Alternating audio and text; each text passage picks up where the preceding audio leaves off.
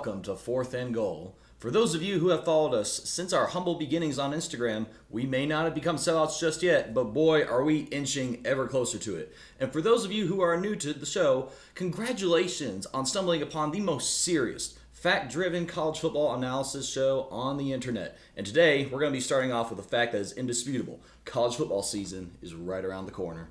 I just got three things to say. God bless our troops. God bless America. And gentlemen, start your engine! Week 1 is filled to the brim with tantalizing crowd pleasers, and we'll be breaking down 3 of these in today's episode. August 31st's primary noon kickoff will feature little old Clemson, who has returned to its roots of playing second fiddle to Florida State, and the Georgia Bulldogs, who are looking to, for the third time in the last 4 years, victimize a ranked opponent on opening week. Georgia enters this game as a favorite to win the national championship, and will be looking to shore up a typically stout defense that is replacing several starters.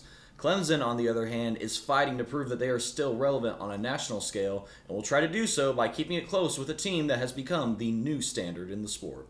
The biggest matchup to watch in this game will be Clemson's passing attack versus Georgia's secondary, which, due to the amount of young players that will be coming in to fill the roles left by starters, will now be greener than a Colorado dispensary.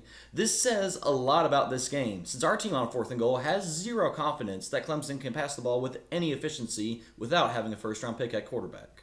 Our in-house model has Georgia absolutely destroying Clemson, making the Tigers a 41-point underdog to the Bulldogs, due to Dabo Swinney's refusal to supplement his roster with the transfer portal. Look for this biggest matchup in the game to not matter at all at the end, as Georgia wins big and sets the tone for a new era of the sport. The Miami Hurricanes go to the Swamp to play their cross-conference rivals, the Florida Gators, at 3:30 p.m. The Gators' home field is certain to be the only thing hotter than Billy Napier's seat, and will create an environment that seems almost bound to cause multiple heat exhaustions and strokes if players are not careful. But the people making these TV deals only care about the players, am I right? Florida comes into this game wondering what on earth they did wrong to earn such a fall from grace after 2009. While the criminal records of Urban Meyer's players seem to answer that question very clearly, it still leaves much to ponder as they begin a schedule that the Kansas City Chiefs would go 7-5 against. Miami head coach Mario Cristobal will be looking to make good use of a talented roster this year, and will be seeking to remember to not run the ball, but take a knee when they have a close game in hand.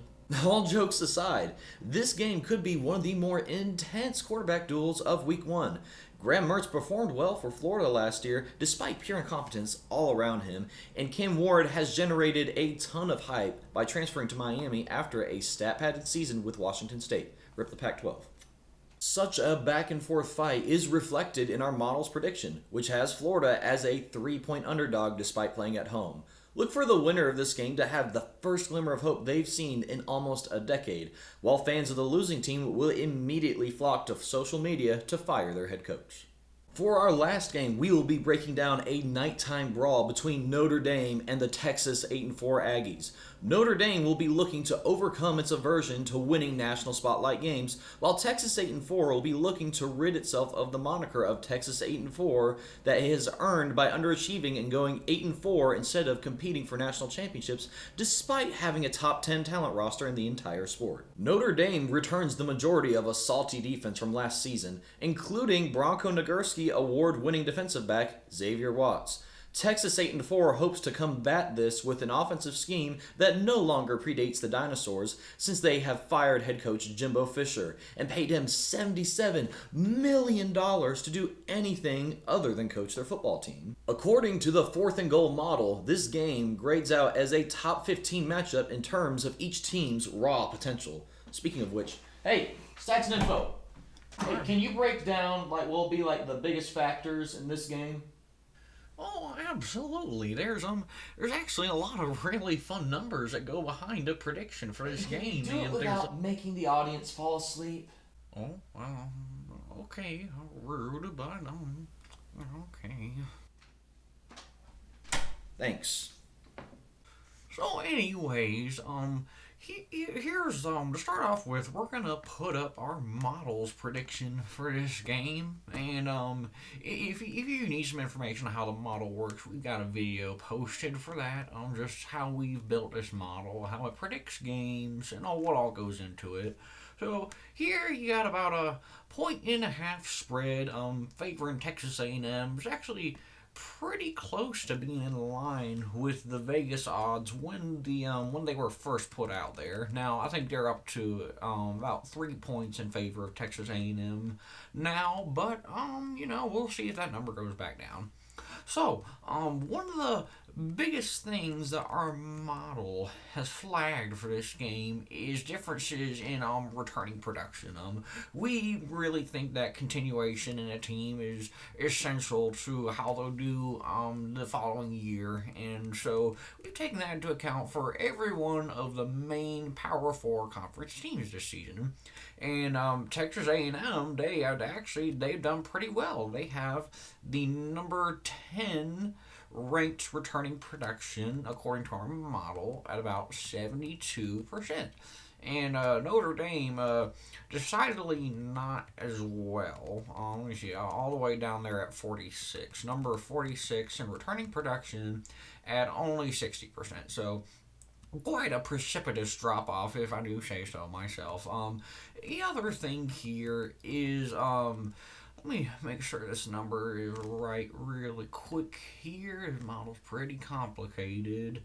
And yeah, okay, so the other thing, Texas A&M actually cleaned up in the transfer portal pretty well. They had a bunch of guys leave, but according to our model, they've really filled those gaps very adequately. They are the number 4 ranked transfer portal. Yeah, the number 4 ranked transfer portal according to our model. And then Notre Dame, not as well.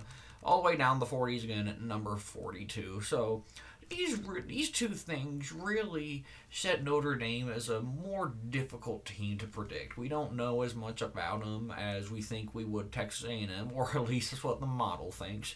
And so leaning slightly A&M with home field advantage baked in. If this were on a neutral site, it would probably favor Notre Dame, but again, that's explained in the How the Model Works video that you can check out if you like. So, yeah, that's what we got. Should be a close game. Should be a lot of fun.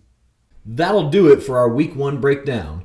Do your best to grin and bear the remaining days without college football, and be sure to tell Dr. Pepper that we have never been in a better position to be sponsored by them, because, they still haven't sponsored us.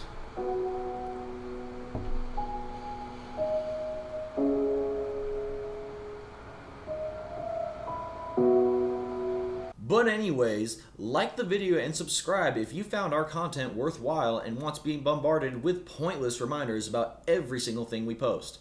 Thanks for watching and have a great end to your August.